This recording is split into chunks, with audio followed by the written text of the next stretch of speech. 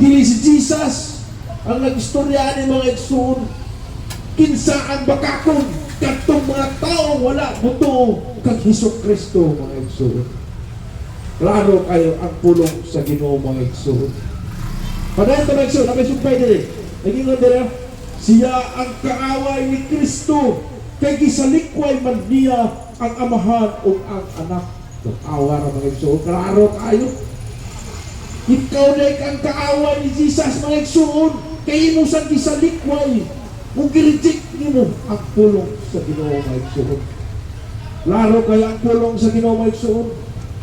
Walang ikaw nakadungog kaani mga igsoon, pag hinulsol na sa imong pagkabakakon mga igsoon. Kaya ang pagkabakakon mga igsoon, nakabalo na kang asa panulong dito sa kalayong walay palong-palong mga igsoon. Nag-ingon ang pulong sa ipadayag 5:1. Dito kay labay ang tanang bakakon itambog ngadto sa kalayo may kaduhang kamatayon mo asukli. Mga igsoon, kung ikaw sa kabakakon mga igsoon, ayaw ka nagpatunaya, kay naglagan ang imong kapadungnan nga na mga igsoon. Pag hinulsol sa Ginoo mga igsoon, hinumdumi mga igsoon, kadoon na ang kalibutan, nagpatuyang nagyapon ka sa inyong pagkabakakon mga igsoon. Luoy ang tao mga igsoon, nalunlo na lang kasala sa iyang kasing-kasing impuyo ug litok siyang puro bakakon mga igsoon. Kini mga igsoon, gipag-remind ng kini sa Ginoo mga igsoon, dini saan kay ano man daghan pang tao dini na puro mga bakakon mga igsoon. Ako igsoon, tihan ka mo, usab ako kabakakon noon, pero giangkon ko nga sa kabakakon ug nangayo kog pasaylo sa Ginoo mga igsoon. Kung ikaw sa kabakakon, angkon na o pangayo pasaylo sa Ginoo mga igsoon. Padayon ta mga igsoon, nagingon ang pulong sa Ginoo sa 1 versikulo 10. Kung maingon kita nga wala kita makasala, gipa kabakakon nato ang Diyos ug wala nato dawata ang iyang pulong. Tanawa ra mga igsoon, ikaw mga igsoon, dili ka maangkon, ikaw makasasala mga igsoon, ug dili ka mudawat sa mga pulong sa Ginoo mga igsoon. Kaya nga naman sa imong kasing-kasing na puno na pagkabakakon mga igsoon, na puno na makasasala ang imong kasing-kasing mga igsoon. Sa karon ikaw nakadungog pag hinulsol na, kay luoy ang tao mga igsoon. Sa karon ingon ka lang, luoy ang nagwali, pero moabot ang panahon, ang wala ang minaw sa pulong sa Ginoo, mo'y makaluluoy. Mao ka na mga igsoon, muingon mo, sige na namig palit din isigyaw yang wala hinungdan sa inyong kabuton mga igsoon. Pero ang Diyos dako kayong kalipay mga igsoon, kay giwali ang iyang mga pulong mga igsoon. Padayon ta mga igsoon, may hapit ka sa gumuman, bubo na kaya niya ako mga igsoon, pero itanim ng Diyos sa inyong ang unaw at patakan ko kasing-kasing mga igsoon. Ngayon din ang pulong mga igsoon sa Salmo 101 versikulo 7, nagingon ang pulong sa Ginoo, walay pakakon nga magkapuyo sa akong palasyo. Awa ra mga igsoon, ang usa day ka tawo nga bakakon mga igsoon, wala dili makapuyo sa gingharian sa Ginoo mga igsoon.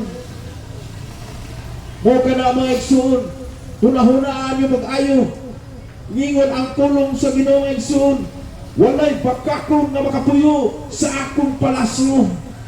Awa ra mga igsoon, ang mga butbuton na mga igsoon, mga bakakon, dili makapuyo sa gingharian sa Ginoo mga igsoon.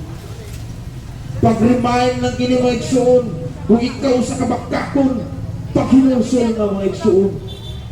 Kung ikaw makapahinulsol na mga igsoon, ayaw na, balik ka, pag-ugma, kapasag ingon na po ka. Puro ng bakak na sa mga kanak mga igsoon. Dili ka magkatawa-katawa mga igsoon, dili ka mag-piyay-piyay.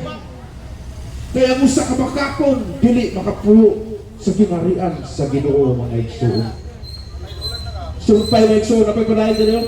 Ug walay magtigpakaroon ingnon na magpabilin uban kanako at awara mga igsoon. Walay magpabilin tigpakaroon ingnon nagtukang Jesus mga igsoon. Kung ikaw sa kakiparang ingnon, paghinulsol na mga igsoon. Ayaw tigpakaroon ingnon mga igsoon. Kay dili malipay ang Ginoo niya na mga igsoon. Hinulsuli pag-ayaw mga igsoon. Kay nga naman, si Jesus kadoon na mo balik mga igsoon. Mo ka na mga igsoon. Ayaw mo pagpalapi sa iyong gipati din sa kalibutan mga igsoon.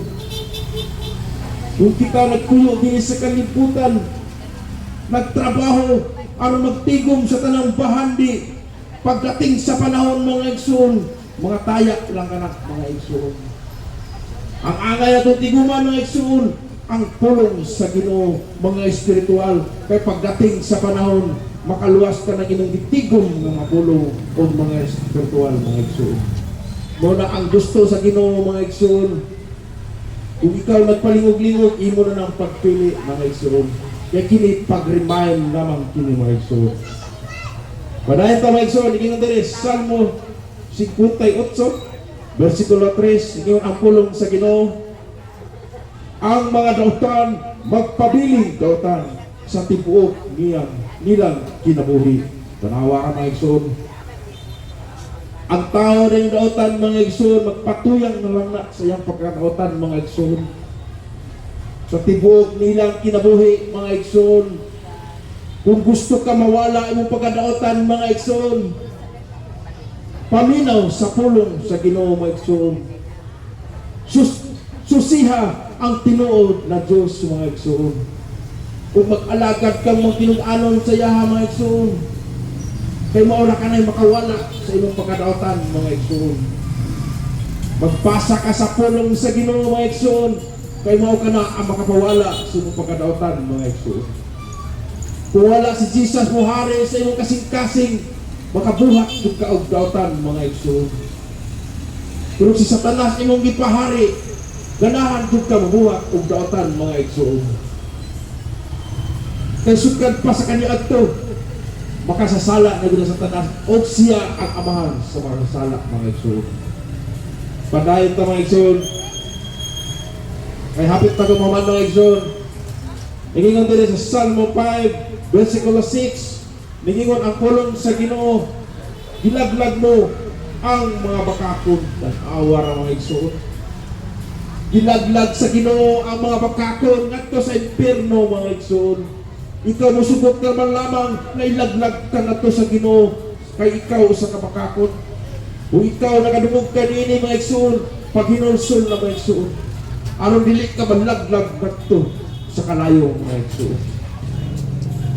Kuyaw kay ning bakakon mga igsoon, kay ilaglag jud ka sa impierno mga igsoon. Padayon ta kay napay sumpay na igsoon ingon diri, gisalingkuhay mo ang mga bangis ug limbungan kag awara mga igsoon.